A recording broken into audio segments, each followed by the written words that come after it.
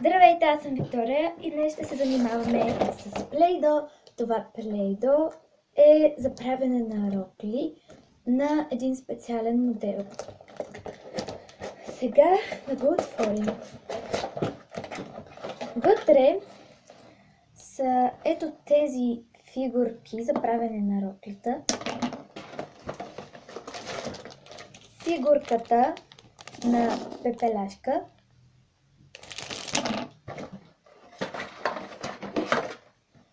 поставката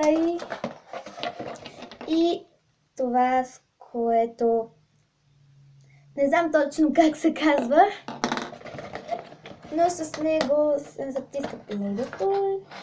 Имам предвид. И ето ги двете наши Play-Doh. Те са в среден вариант и са съответно светло-синьо и тъмно-синьо. И така, нека да запаковаме нашата пепеляшка.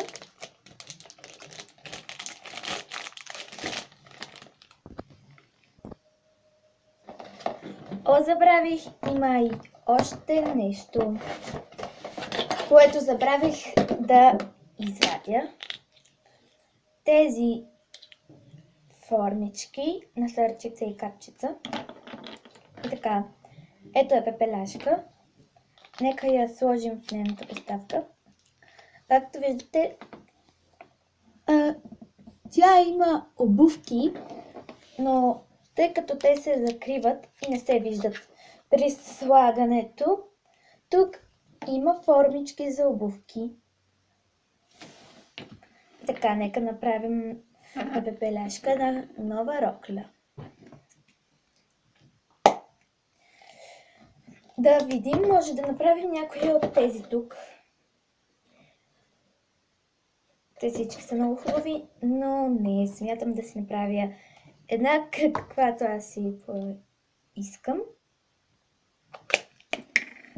Ще взема от синьото, за да го използвам за обувките на пепеляшка.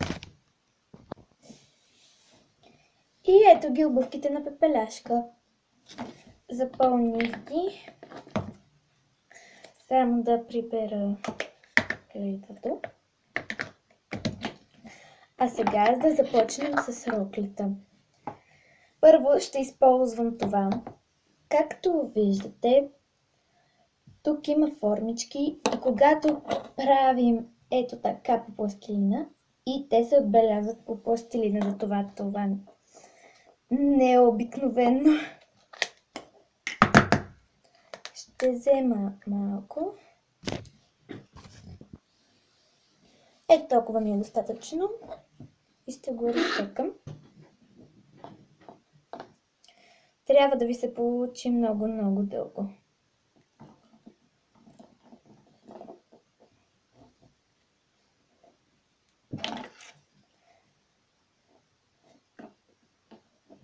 Да, може би ето толкова.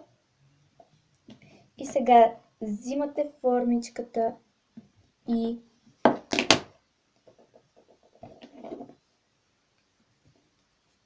трябва да отрежете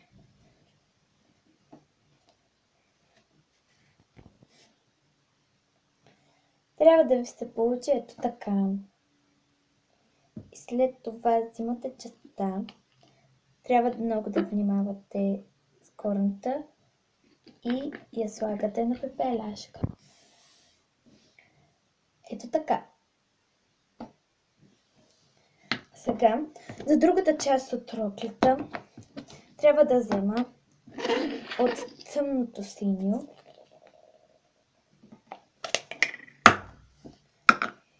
и да взема някъде около половината, може би. Може да ми трябва и повече.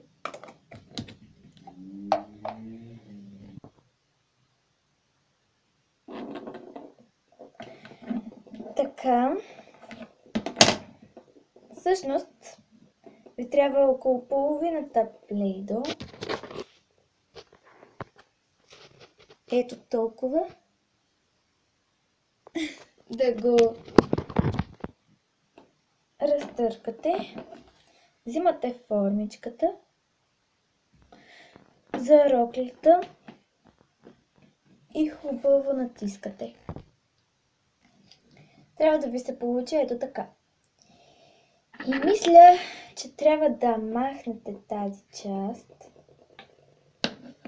и да сложите първо роклята отгоре и след това положи частта за роклята. Моята се скъса, затова ще направя нова. Трябва да ви се получи ето така. Сега дрехата изглежда малко по-готино. Сега ще взема малко от светлото синьо. Не много.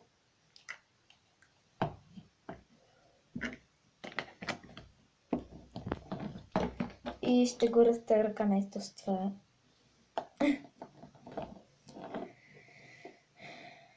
Ето толкова ви трябва да се получи. Може и малко по-голямо. За да направите формичката.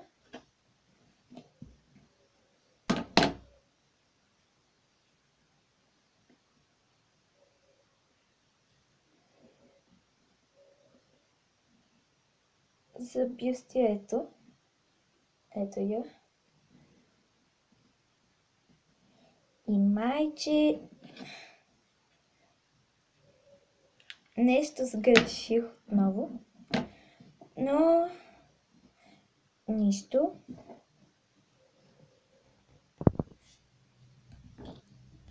Ето този път ми се получи. Сега ще го сложа на пеляшка.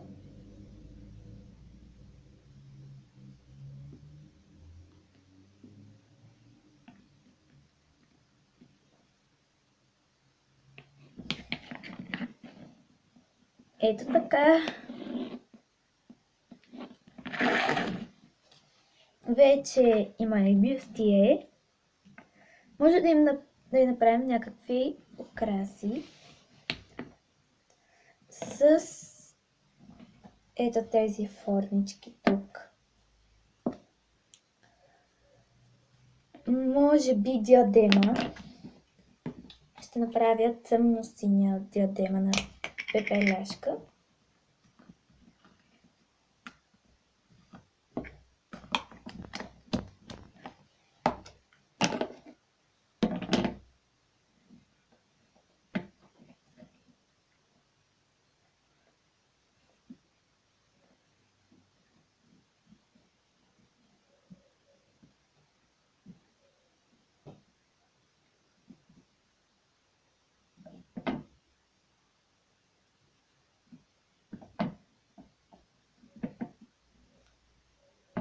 Така, ето я. Доста е дребна. И просто ще я сложа на пепеляшка.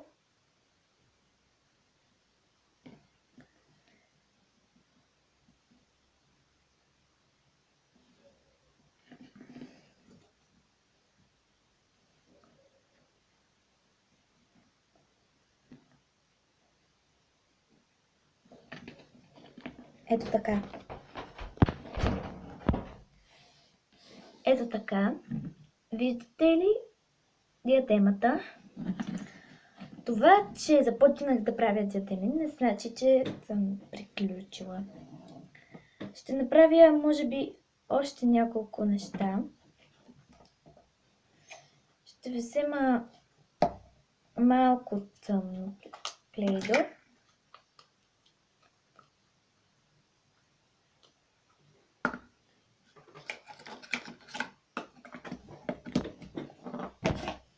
И ще направя ето тази розичка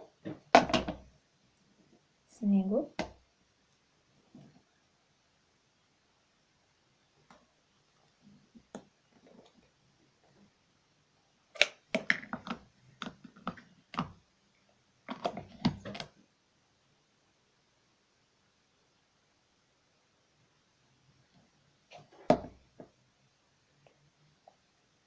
Готина е. И ще я сложа на върха на пепеляшка.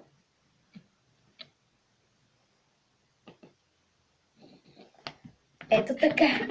Много готино се получи. После от светлото синьо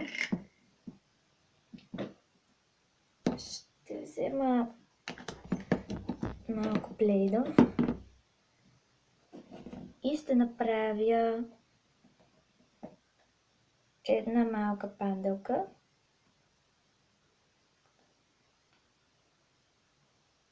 Ето я.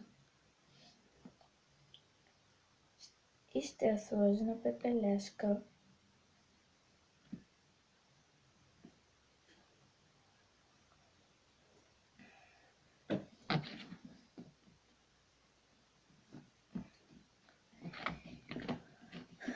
Готино изглежда.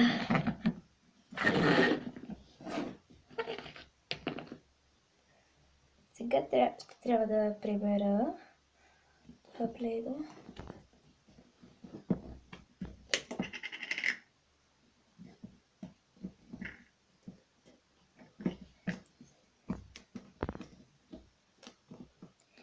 И може би без всъщност с формичките за ръкавите,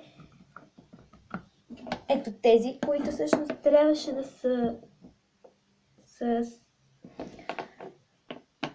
бюстието, но аз ги махнах. Ще направим два ръкава за пепеляшка.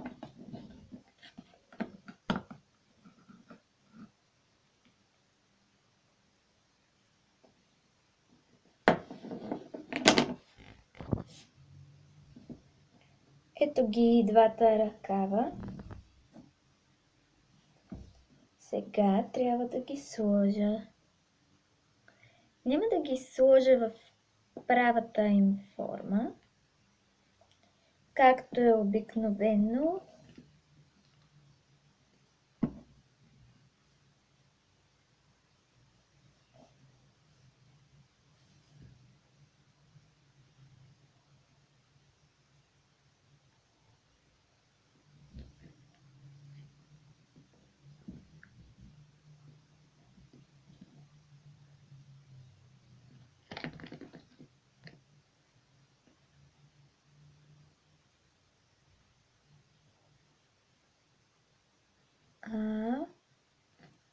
Ето така. И сега ще направя, може би, една пеперутка за пепеляшка, която да държи ръката си от тъмно синьо.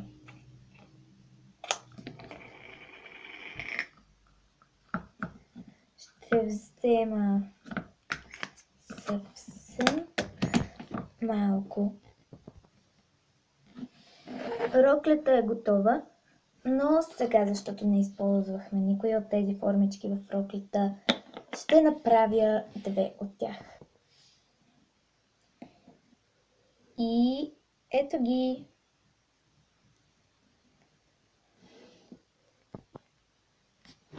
Благодаря, че гледахте моето видео. Ако ви е харесало, абонирайте се и харесвайте. Роклята много ми харесва. А на вас? Довиждане!